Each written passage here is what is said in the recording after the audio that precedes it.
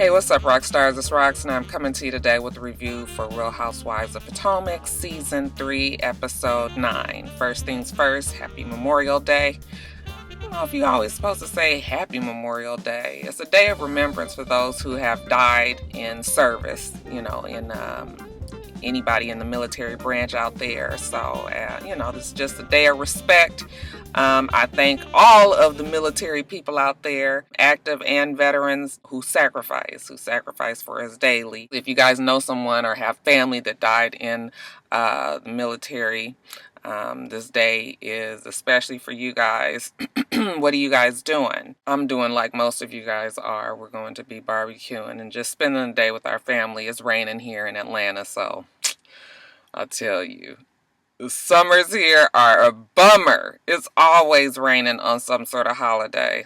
Anyway, you guys. As far as Real Housewives of Potomac is concerned, it was almost like a filler episode, I feel like. Not too much happened, but it was enough to keep our attention. So, with all that being said, let's get to it, shall we?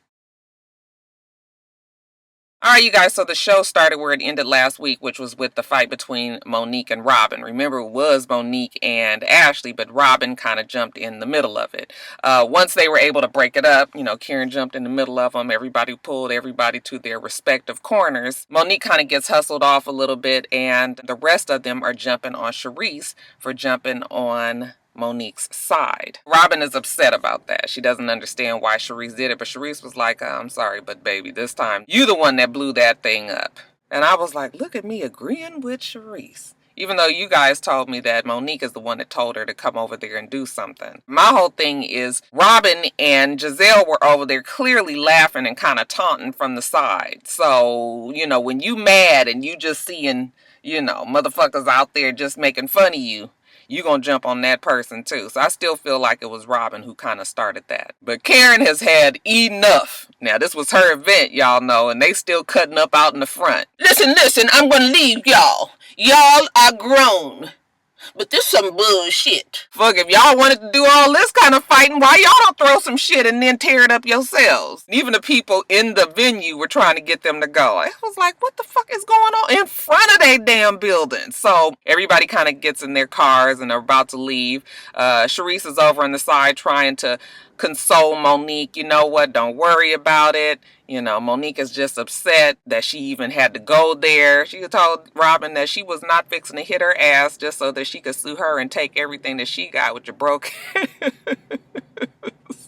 Charisse holds her and consoles her and tells her, listen, don't even let them take you there. Okay, you got a real friend in me. I was like, oh, see, those one couple of moments that make you not be sure how you feel about Charisse, and then the bitch do something else, and then you be like, oh yeah, that's why I don't like her. Speaking of Charisse, what a predicament that she has found herself in, right? Okay, we know that she is Giselle and Robin's girl. They're not gonna like that she's there for Monique like this. I figure her and Monique will have to fall out soon enough so that she can get back in the good graces of Giselle and Robin. Later on, Monique feels bad about what happened at Karen's event, so she drives all the way to Karen's house to tell her that. Okay, she has her little girl with her. She tells us that she still doesn't have a nanny. Some people in my comments are saying that the reason why they believe that Monique is drinking so much might not be the fact that she's trying to deal with her miscarriage, but more so the fact that she might feel overwhelmed as a new mother. She keeps on bringing up this whole nanny thing. She's so busy. She's so tired. She's got these 2 kids. She keeps on bringing that up, and that seems to be more of where her head is at. So I'm starting to wonder that if that might be true. What do you guys think? Do you think that she's having a hard time adjusting? I don't think that she's an alcoholic, but it's just that feeling of breaking free. Sometimes when you feel like you are always under like the lock and chain of having to be with the kids all the time, when you are able to get away, then you get away. And that might be where Monique is. What do you guys think about that? But anyway, we'll talk about that more, I'm sure, as it comes along. But let's get back to her and Karen. So she gets to Karen's house and she apologizes. Hey, listen, that is not why I came to your event. I had no intentions of it going there like that. Karen says, It's okay. You cannot allow them to pull your strings. And Monique says, I know. I mean, I cannot even believe the way I blacked out. Like, she didn't even realize the things that she was saying. But she felt like Robin and Giselle was taunting her. You guys told me that no, it felt like Monique was the one that started it by telling her to come over there and say whatever she had to say in her face, and Robin obliged. But Robin and Giselle clearly was over there making faces and kind of, saying things. And bitch, when you mad and you see motherfuckers around you that's just like making fun of the shit that you saying, you gonna jump on them as well. So I still feel like Robin was the one who started that, because she already knew how mad Monique was, and she and Giselle thought the shit was so funny. So like Monique said, it was being childish, but everybody in this mode was childish, because they all fighting like some damn high school girls in front of this event. Karen is listening to her, and she knows all too well how it can be. I feel a kindred spirit with Monique because it reminds me of how they treated me with my taxes. And the bully team that is Giselle and Robin, it ain't cute. Jack and Whack. I said that. It's mine.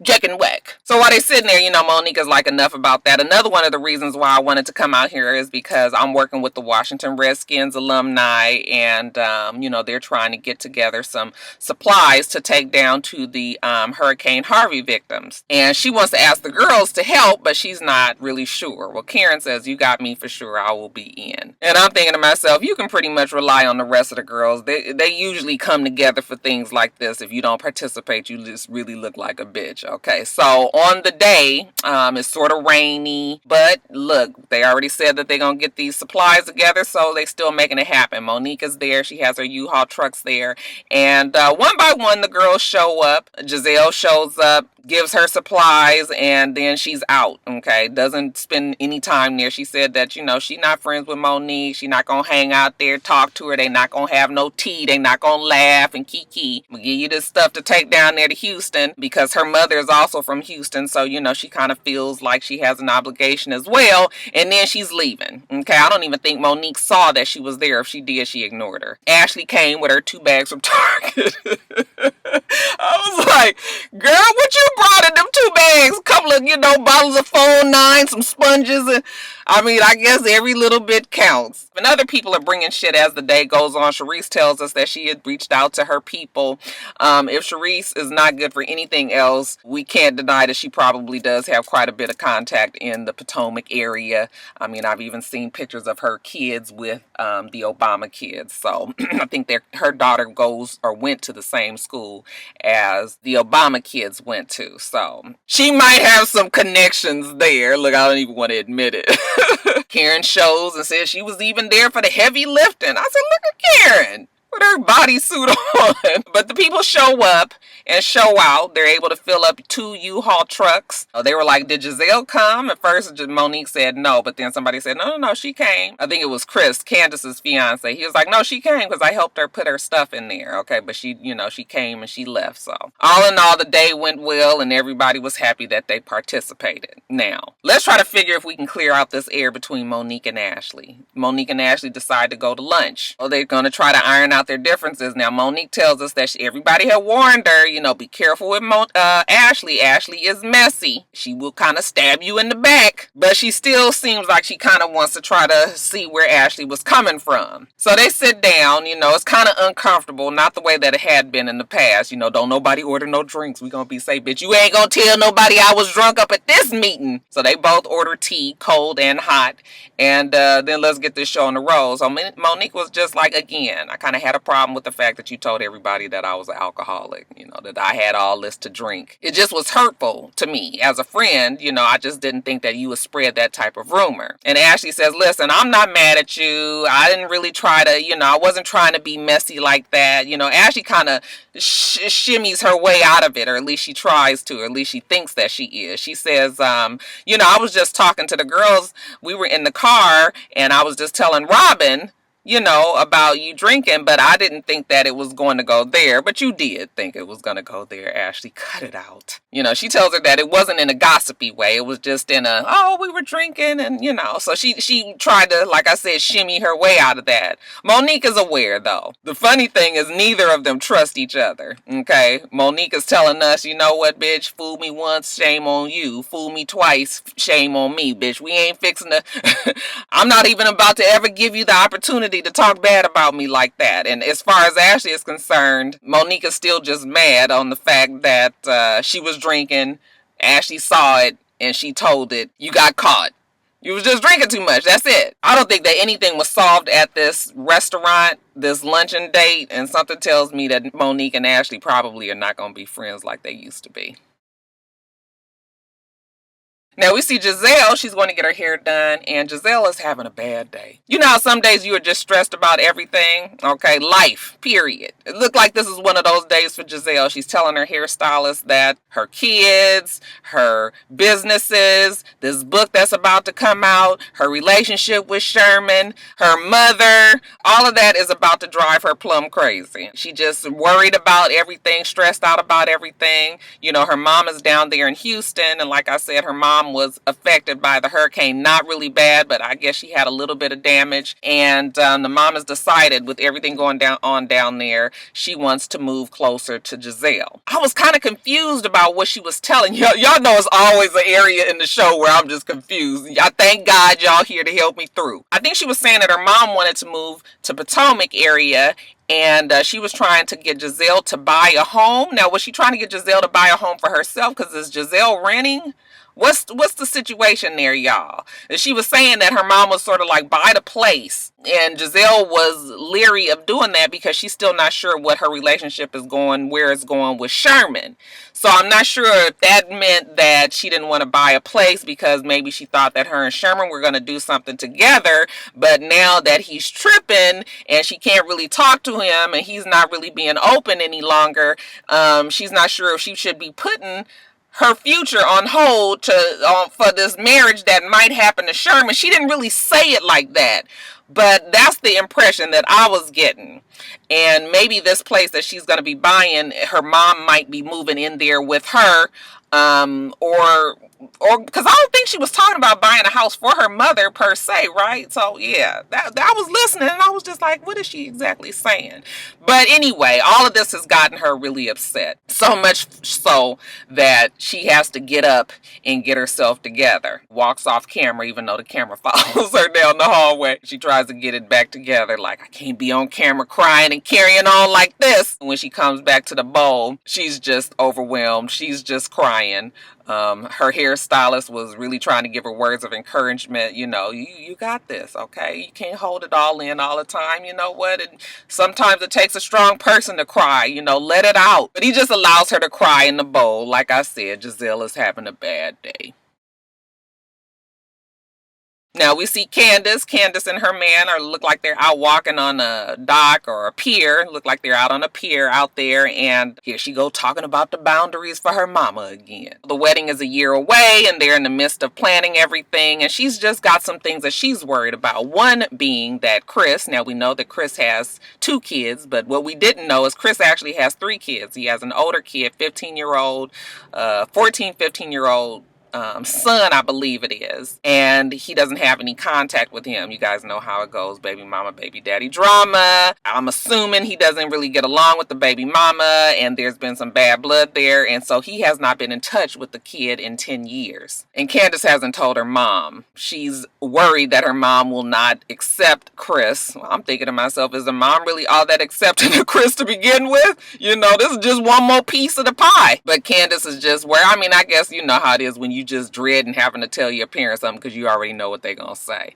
But Candice is super supportive of Chris. She tells him that she's in this with him. Whatever the fuck he got going on, she's going to be there. And if that means that, they got to try to reach out to this 15-year-old son and try to pull him into the fold, then she's there for that as well. But all that being said, she still has to tell her mother. Later on at Chris's restaurant, Candice's mom is visiting from Atlanta. She got a side eye for Chris, but she sure whole of his barbecue. She want to go down to the restaurant and have some food, her and Candice, and Candice is like, okay, mama, I didn't tell you everything. You know, the mama's like, oh, Lord, what now? What is it going to cost me? She says, well, I'm just really stressed about the wedding. I really would like to have it at the Willard. I guess that's the place that they went to go see, but, you know, it's too expensive, and, you know, it's just, that's one thing that she has to worry about. And then, you know, I got to tell you something else. And the mama says, and what is it? I told you that Chris's 2 kids might be in the wedding.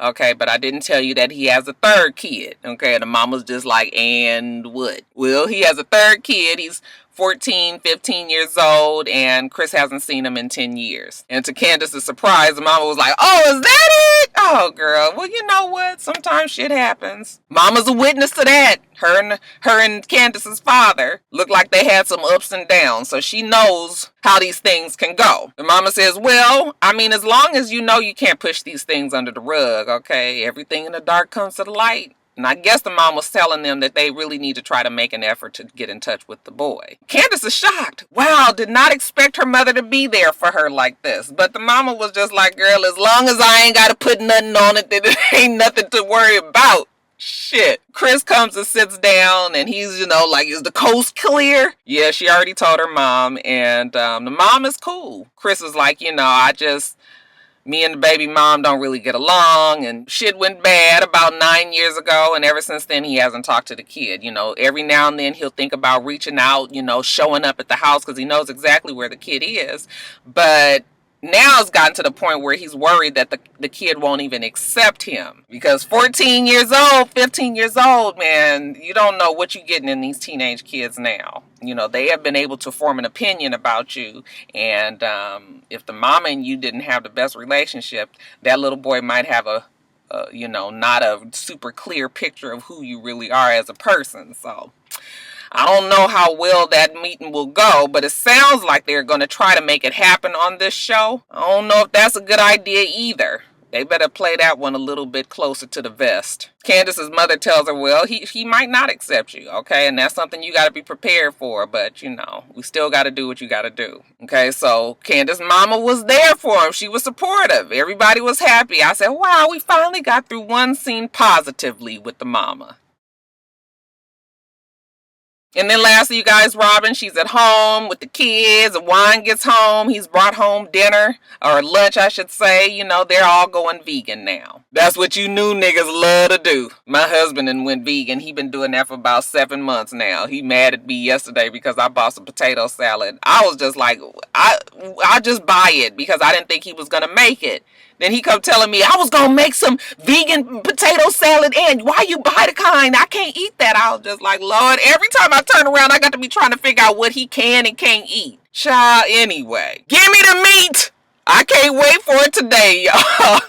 It's the birthday time for one of the little boys, and, you know, they're trying to figure out who they're going to invite. Juan is going to invite his newly found biological dad. Okay, turns out that his mom had some quick fling with some man back in the day, and the man that Juan always thought it was his father, who had already died, but he thought that that was his father. Turns out, no, that man was not his father, and that it was this other man who is actually still alive, who was his father. So he has recently gotten in touch with the biological dad, and you know, she's asking if we're going to invite him. Of course we're going to ask him, because Juan and the biological dad have a relationship. He will definitely be there. Anyways, it's time for grown-up talk. Send the boy out the room, and she tells Juan that Monique keep on giving me all this grief about the fact that, you know, we got money problems. Every time she talks about it, just kind of digs in the knife of guilt a little bit more, you know, that she feels bad. I feel like Robin, because she is so upset about what happened with that whole money issue, that she just takes it out on everybody else, when really it's her guilt in the inside that makes her lash out. She doesn't understand why people keep bringing it up, but you are the one that brings it up to everybody all the time. So they use that against you. But anyway, she tells Juan how she wants to meet with this medium and see if they can kind of clear the air. When I heard medium, I was like, medium? Then she didn't say counselor, she said medium. I said, oh. Y'all know black folks, we don't be fucking around with no mediums and stuff. But I was just like, okay, I guess we gonna see how this go. Later on, we see Robin. Remember I was telling you about Monique having the event where everybody brought the products to her U-Haul trucks. The only person that did not show up is Robin. Robin says, you know what? Monique can be over there busy tearing folks down and everything. Robin is all about women's empowerment. Shout out to Jocelyn Hernandez. She's out there trying to build women up, and she can't be making people feel bad all the time. Fuck Monique and her event today. Robin is trying to get her event off the ground. She said it's called She Is Empowered. And she's giving that back to the women. Here, y'all take that so they don't have to go through the shit that she went through. Now, this medium that she talked about earlier, she has him come to the house. I forgot what his name was, but he's a young white guy. He says that he's going to sit down and they're going to try to channel some people. Never do they say from the dead, but they're just going to try to channel some people. And he feels the energy of a woman. He says, I don't know, it sounds like maybe her name might be Nita. As soon as he says that, Juan is just like, oh my God. Nita is his mother, Anita. Okay, and Robin says, well, you could find out that his mom was named Anita, but, Nita is what they used to call her back in the day. So Juan is just floored. Oh my God, Nita. When Nita is telling the medium that she was embarrassed by the way that she died. She was a better person than that, but I guess she just succumbed to whatever it was. It sounds like she might have been on drugs, and Juan said, yeah, she was a druggie, and, she died from AIDS. And then the medium also tells Juan that there's a man there, Phil, and Juan is just like thrown. They cannot believe it, and he's like, yeah, Phil, I kind of feel bad that I got to tell you this. I don't know if you already know it or not, but Phil not your daddy. And Juan says, yeah, I already know. The medium also brings up their friend that lost all their money, Earl. Okay, I guess he jumped off of a bridge. They are both like crying, like, oh my God, I cannot believe this. I cannot believe this. Okay, yeah. Earl is there as well, and he just want to let y'all know he's good. He's good. Basically, it sounds like Earl killed himself because he was under so much pressure, didn't know how to get up from under it, and felt like that was the easier way out. And as far as Earl is concerned, as far as the medium lets us know, Earl is pretty good where he's at right now. Earl refuses to apologize. He ain't sorry. The shit just happened the way it happened. And Juan was like, ain't that about a bitch? A selfish motherfucker still can't apologize even in death. So Earl is just like, hey, I'm good. I'm good where I'm at. Hope y'all get y'all money together. But to try to bring it back to the positive, let's talk more about your mom. Do you have any questions for your mom? Your mom is really happy that you got a relationship with your dad. Okay, your real biological dad. They ask if the mom would have ever said anything had she stayed alive. And the mom was like, nope, never would have said anything. And I think that probably happens more often than not. Okay, to have to deal with the shame of people knowing that you had a fling or had a full-out affair or whatever it was. Just don't say nothing and go to your death, and leaving people to sometimes believe that this may or may not be their parent. The mom also wants Robin and Juan to work it out. Okay, she really likes Robin. Like I said, she did not meet Robin while she was alive, but she feels like Robin and Juan are good together. They've been through so much. Okay, just work this shit on out. I was like, mama, baby, we with you. Hell, it don't look like neither one of them going anywhere anyway. Y'all might as well be together. And they actually was all very much hugged up and more intimate than we have ever seen them be in the past. So I was like, well, maybe this is a step, and maybe Robin and Juan could work it out, and they can actually be a bona fide couple and stop all this we just together for the kids mess. But the whole medium thing, what do you guys think about it? Do you guys believe it? Do you trust it? Do you think that he was authentic and genuine, or do you think that he might have been tipped off? I always wonder about these things. The way they were reacting, it just seemed like he just really had it. He was really a real, for real, bona fide medium. But I don't know, y'all. It's the Baptist that I grew up as in me that, makes me always wonder how these things happen. Not saying that it's not real or fake. I just want to know what you guys think. Let me get off of here. You guys like my shirt, LA? One of our friends owns this company, and this is her little brand, y'all. I miss home, y'all. Y'all know West Coast representing all the time, always. West Coast is the best. Let me get off of here. Happy Memorial Day to all of you out there. I'm hoping that you guys stay safe and spend the day having a good time with your friends and family. I'm going to get off of here and get my day started. Make sure that you rate, comment, and subscribe to the channel. I'm It's Rocks. The channel is for It's Rocks, and everything else I do will be in the bottom bar. All right. So I hope that you have a wonderful, wonderful rest of your day. I plan on doing the same. Till next time, rock stars. Bye.